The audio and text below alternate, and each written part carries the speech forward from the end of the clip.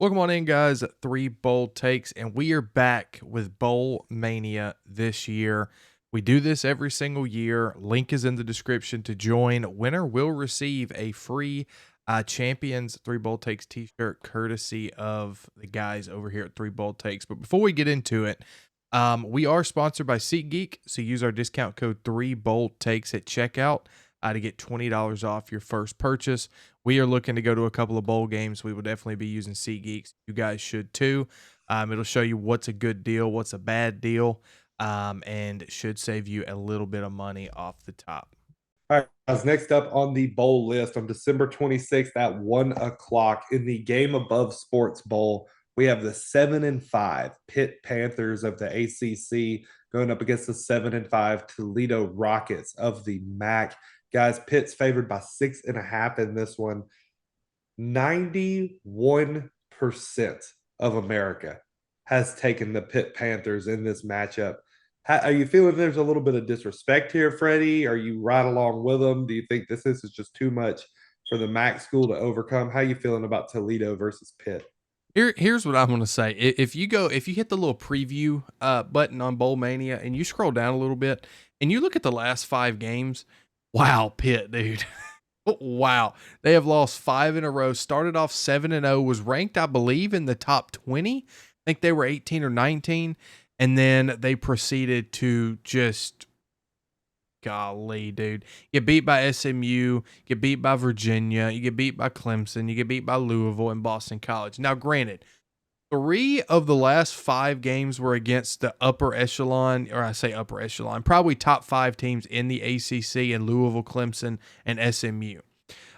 So those are a little forgivable to me.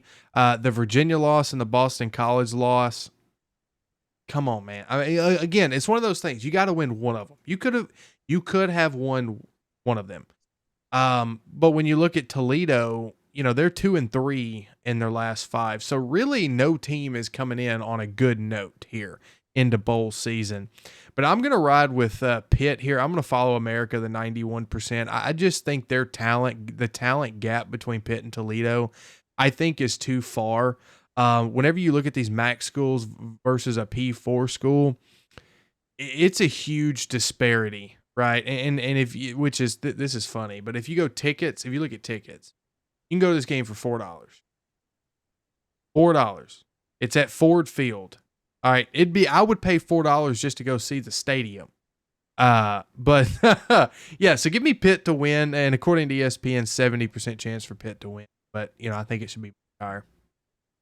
Um, because remember because I was looking at the end of that streak for Pitt. I was like 5 straight. That's not Pitt. What's going on with Pitt? Looked it up in the Louisville game in the blowout. Eli Holstein went down and had an air cast on his leg after he got injured. So Holstein's not going to be playing in this game, from what I understand.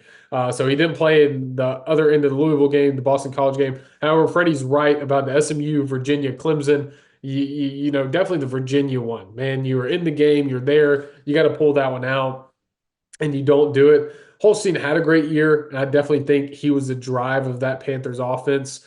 If Holstein's not there, you're probably talking about a Pitt team that's not going bowling, I would probably assume. But then you also lose him for half of the Louisville game and then also all of the Boston College game. Don't think you'll have him here. I'm going to go crazy here. Let's go with a group of 5. I'm going to go with Toledo. I think though, and I totally agree with Freddie. I totally agree. The talent gap is there, but no Holstein. The backup has only been a little bit above 50% completion percentage. He hasn't filled in as well as Holstein has in this offense, so I think that's going to be a huge disparity. I think Toledo is going to be ready to rock and roll, and I think that's going to be the fun thing about this because it's bowl season, man. I've watched a couple of these games so far that I'm like, there's no way that should be the score, and then there's other ones that I'm like, wow, that just happened. So I think Toledo is going to give me a wow, that just happened moment. If there's anyone that's going to do it, it's Toledo.